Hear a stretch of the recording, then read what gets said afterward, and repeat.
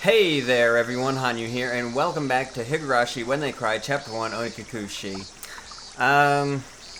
Last episode was a little weird. Well, let's face it, they're all weird. But, yeah, we talked about how we're being bait for Uishi and all that other type of stuff. And, yeah, I kind of agree with that. Right now we're going to school early to get our hands on a baseball bat as a kind of just-in-case thing, I guess you can say. Excuse me. But yeah, other than that, that's what we're, doing right now. So, carrying on from last time.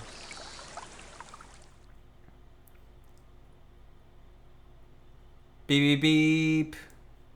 Car horn blared from out of nowhere. Even though I was walking lost in thought, that horn was way too close. A mechanical behemoth barreled at me from behind, catching me completely off guard. By the time I turned around, the van's hulking chassis was almost on top of me. I'd seen plenty of cars veer to the opposite shoulder to avoid pedestrians, but this car was doing the opposite. It felt like there was somebody on the opposite shoulder, and the van was swerving in my direction to avoid them. That blissfully ignorant train of thought delayed me from realizing something much, much more important. The large mass was hurtling right at me. Was it going to hit me? The inside of my head instantly flooded with a painfully cold liquid. In that moment, the scene before me, no, time itself had frozen. In the silence of that frozen moment, I compared the van so close that I had no way to dodge it, and my body, the upper half, twisted awkwardly in order to look behind me. There was no way I could dive out of the way in my current position. If I lost focus now, this moment would unpause and I would probably be plowed over, caught in this silly pose. Bend my upper body over towards the paddy by the side of the road. If I bent far enough, I'd get away with just being hit by the side view mirror. As soon as the thought crossed my mind, the temporal stasis was shattered by the deafening sound of the van. The side mirror struck my shoulder, sending me spinning off through the air like a top, locked in my contorted position. Kersplash! Sent tumbling through the air, I crashed into the muddy paddy by the side of the road. My entire body was soiled and drenched, but the choice I had made in that instant was unmistakably for the best. I was covered in mud, but when the alternative was being hit by the car, it was the closest I could be to being unscathed. Rising out from the paddy, I had enough in me to glare over at the stopped van and yell profanities at the driver. I'm not sure if he was able to see me, but the van sped off suddenly. Wait, damn it! It was what they call a hit and run, wasn't it? I couldn't help but continue yelling out profanities. The disgrace from being covered in mud hurt me more than any physical wounds. I slogged through the muddy paddy and made my way back onto the road. This is a crime, goddammit! Shit, I'll track you down and sue you. If I go looking for a van, I'm sure I'll find it in this little village. The path I was on had rice paddies on either side, and it had become so narrow that one car could barely fit through. It wasn't a place you could tear full speed down in a car, let alone pass by pedestrians.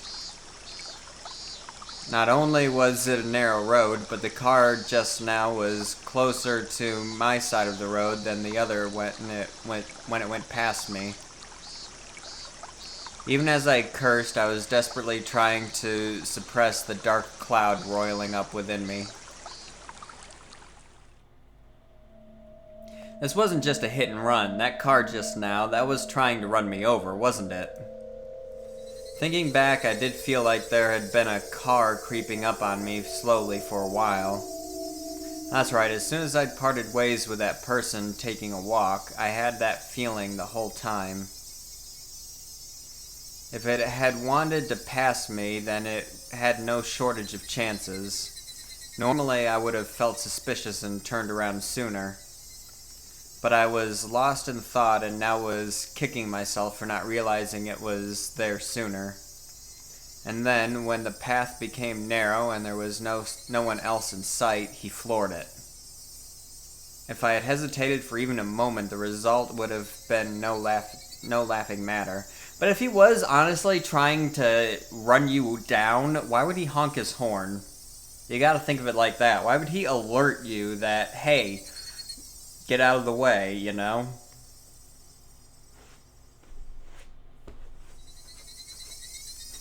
That's my thinking behind that, anyway.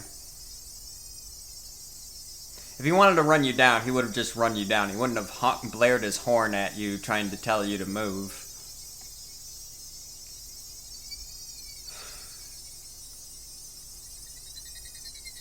As the adrenaline rush from nearly being run over subsided and the realization of just how terrifying the preceding events were sunk in, there was no doubt about it, that van was intentionally trying to hit me.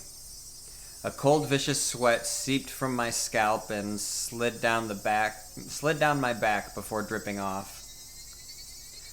I struggled to avoid falling into a panic. There was still the possibility that this was really just an accident. Calm down, Keiichi. But also don't be so naive, Keiichi. Being that lax will get you killed next time. You need to always be on your toes. Don't give them any openings. If my enemy was really out to kill me, then next time they would use a more reliable method. If that time came and I was acting like I was now, I being covered in mud was the price I had paid for my own naivete. Covered in mud, but without injury. Not even a sprain. Didn't you say the mirror struck you on your shoulder?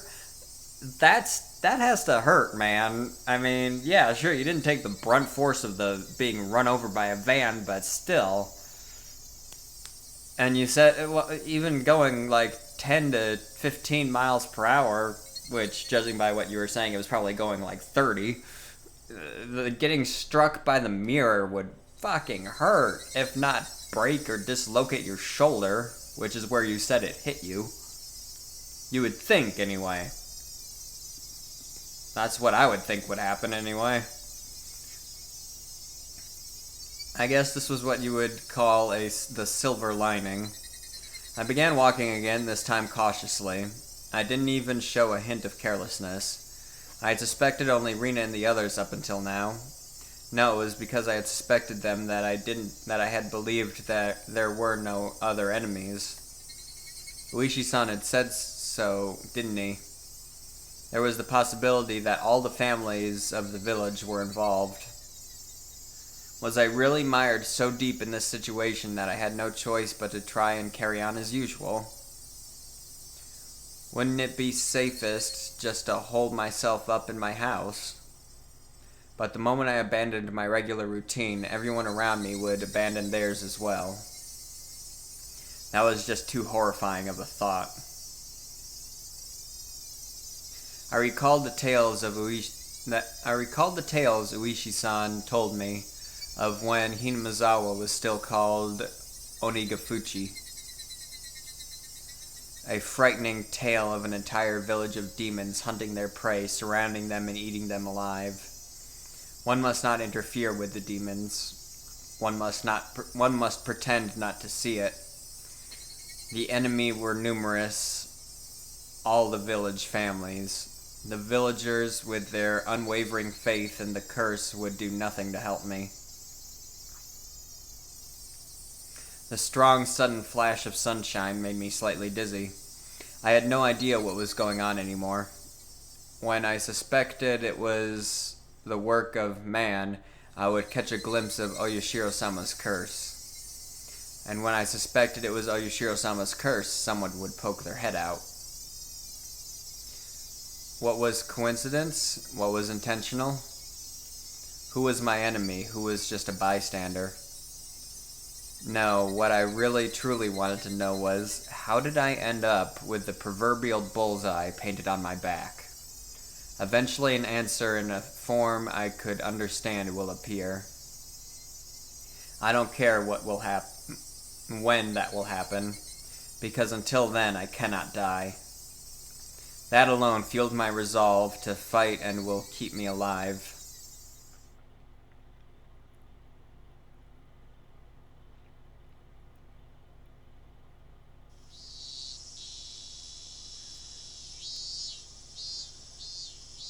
I remembered seeing the metal bat in the gym storage shed, but there was a padlock on the door barring my entry.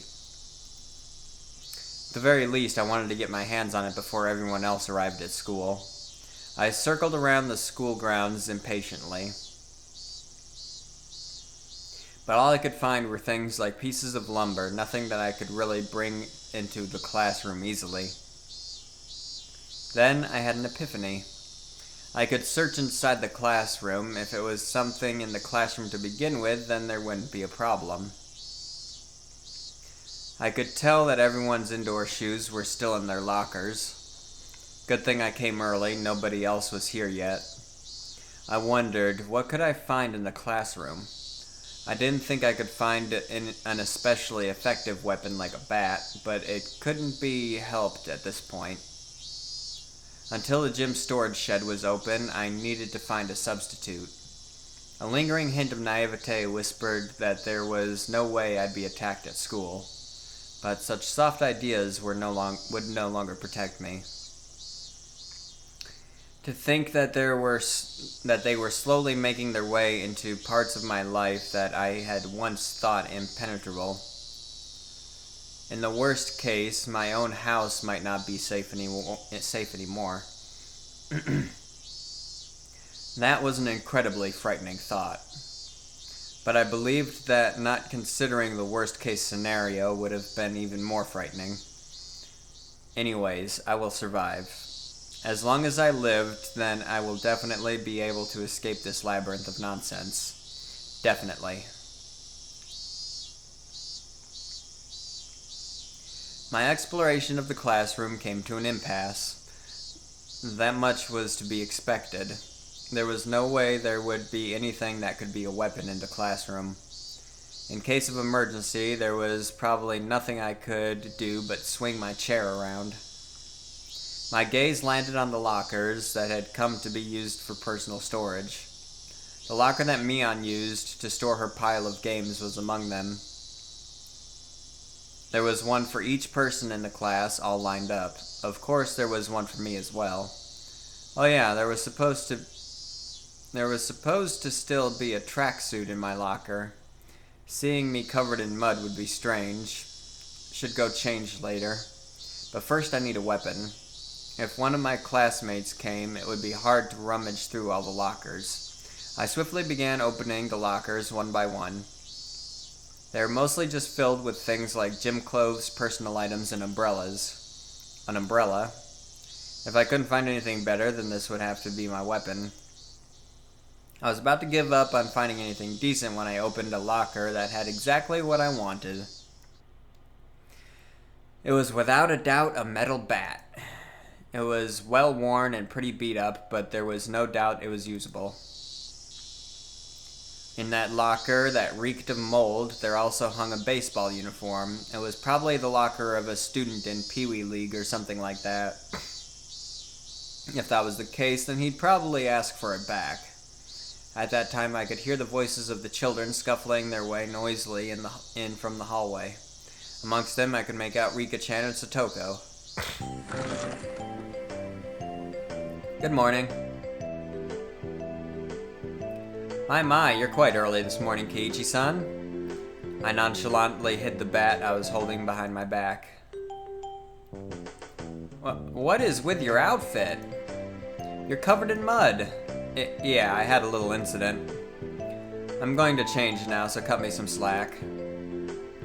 With that said, I began taking off my clothes. Satoko began to blush just as I expected her to. Changing in front of a lady? Have you no tact at all? I would think that a lady staring at someone who was changing would be the one lacking tact. There's no changing room for the boys, so just deal with it.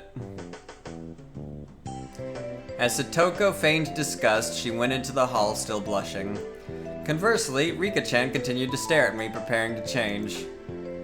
If Rika-chan is a lady as well, then I don't think it would be appropriate for you to be watching. I'm not a lady, so it's fine. Ha! Well, that's an interesting response. She deliberately pouted and looked at me with upturned eyes. Then, starting now, you're a lady. If I'm a lady, then I suppose I must.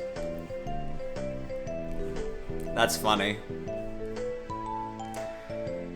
Rika-chan, appearing to be satisfied with being considered a lady, made her way to join Satoko in the hallway.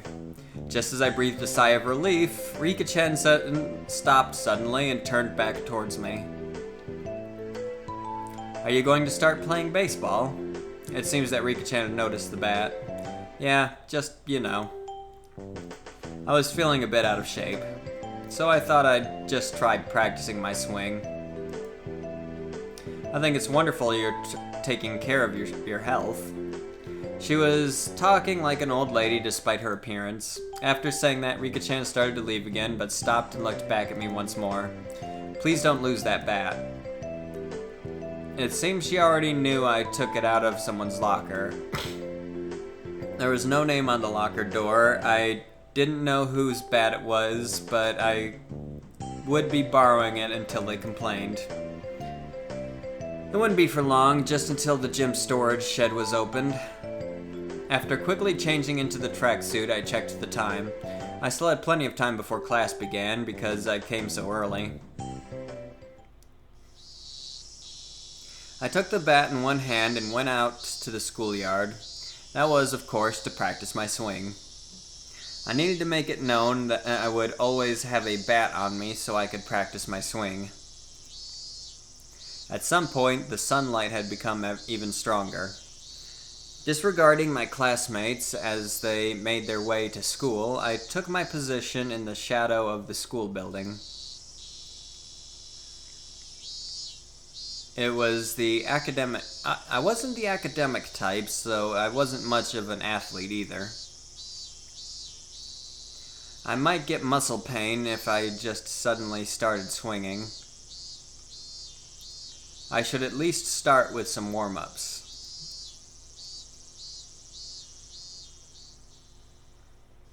I doubt anyone would think I was doing something out of the ordinary, which was the exact opposite of my actual mental state. I gripped the bat and swung lightly. The bat was by no means light.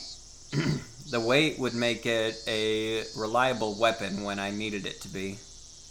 Of course, I could only pray that the moment I needed to use this as a weapon would never come. Just carrying it around could deter attacks against me. At least that's what I hoped.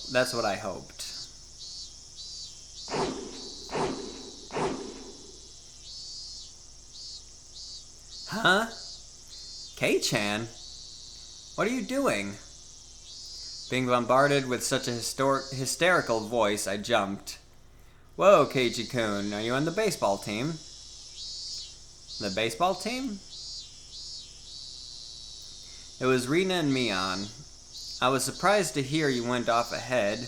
What are you doing, K-chan? Can't you tell by looking? I'm practicing my swing for the championship. You can say it's part of my diet if you want. Diet? K-chan, are you really that fat? Bet you didn't know I actually have a beer belly. It's plump and jiggles. Plump and jiggles? Rina, you don't have to imagine something weird like that. To disrupt Rina from imagining something that vulgar, I ruffled her hair messily. Well then, I hope you make it to the regionals at least. This old man will cheer you on. Regionally speaking, it seems that Oshima High is pretty strong. They say their southpaw, Kameda-kun, is amazing. Good luck. Seems they've made me out as some kind of local prodigy, but oh well. Well, if I really did make it to the championship, it would be a cinch. After all, I'd be the pitcher and catcher. I'd pitch the ball, then run past the ball I just threw, and change over to being the catcher in a burst of super incredible explosive speed. I laughed dryly at the ludicrous image. What, did you suddenly become the Flash or something? Coming back to my senses, I smashed the bat against the ground. Damn it. What am I laughing at?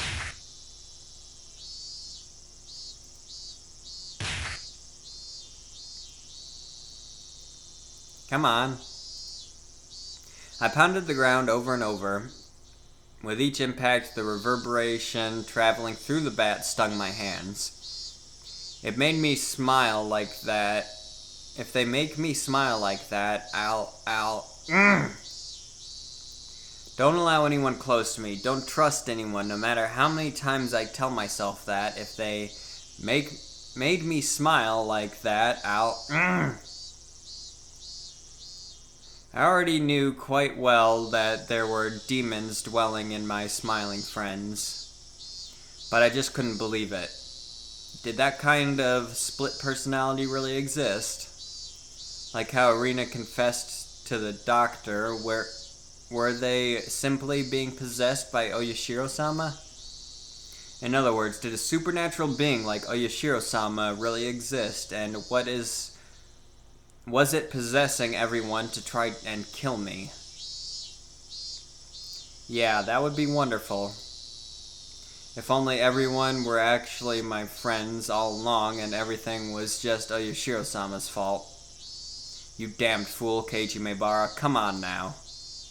I yelled out, drawing out all the power from the pit of my stomach and raised the bat violently into the air. Stop being so soft! As I screamed out with all my might, I beat the metal bat into the ground over and over. With each impact, my weakness was being beaten down. Smash. Forget. Smash. Don't be soft. Smash. Know your enemy. Smash. Like hell I'd let them kill me. My shoulders heaving up and down from my ragged breathing, I heard the first bell just as I calmed down.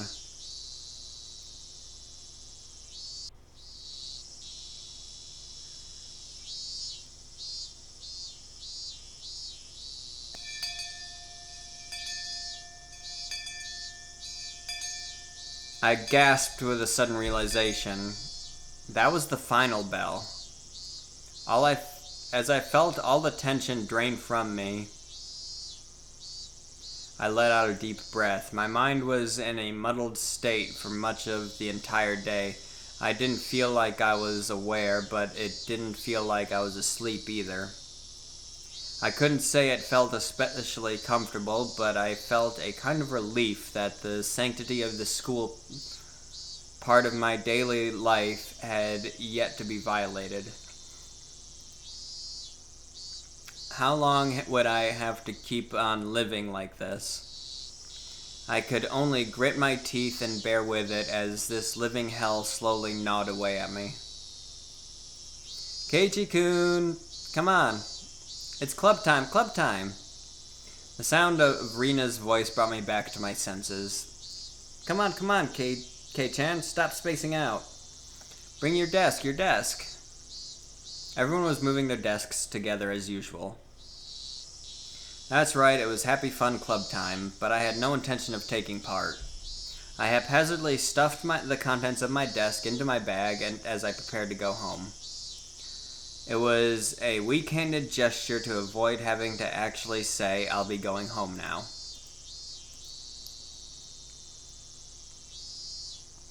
What's this, K-chan? You planning on going home right away again? Mion sounded quite disappointed. I'm just not in the mood. Could you just let me be for a while? The tone of my words that spilled from my mouth matched Mion's disapproving glare. I felt like the air in the room had dried out. Satoko looked like she was about to say something, but perhaps dissuaded by the mood, she swallowed her words and stayed silent. Nobody said a thing. I took that to mean that I could leave if I wanted. But the collective gaze from the four of them, like tiny pins used to mount an insect in a display, held me in place. Rina was the one who cut through the heavy mood. Kichi-kun, you just didn't like playing with girls, I guess. She said it in such a melancholic tone that it sent a wave of pain racing through my heart. If this pain was going to kill me, I wanted it to be the soft part of me that could still feel pain. I tore at my chest, violently tearing out the pins that held me in place. That's not it at all. I'd only be hurting myself by saying anything more, so I swallowed my words. Cutting things off there, I turned away and exited the classroom. They didn't speak a word to me as I left.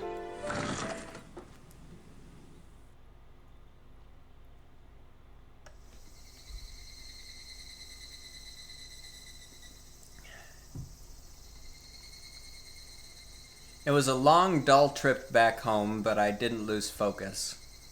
I firmly squeezed the grip of the bat, which was already soggy from sweat. Realizing that, I wiped it down with my sleeve. If something were to happen, I wouldn't want it to be slippery. Since this morning, I'd become especially sensitive to the presence of cars. Even while walking, my ears perked up and sought out threatening sounds and presences that could be closing in.